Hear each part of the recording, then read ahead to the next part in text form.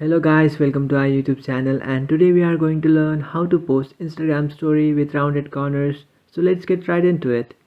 So to do that, what you have to do is open up your Instagram application, and after opening your Instagram application, just tap on the plus icon which is on the bottom middle of your screen, and then tap on story. And after tapping on story, what you have to do is you have to select any random story that you would like to post. So I have selected a random story.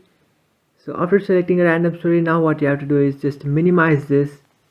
You have to minimize this story all the way down, and now you have to add the actual story above this story. So now you have to tap on the sticker icon which is on the top of your screen, and after tapping on that sticker icon, now you can find the plus icon. You just have to tap on that, and now you have to select the actual story which you would want to post.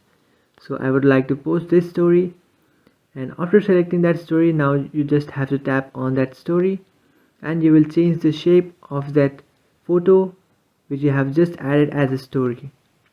So now you have to select the rounded corners.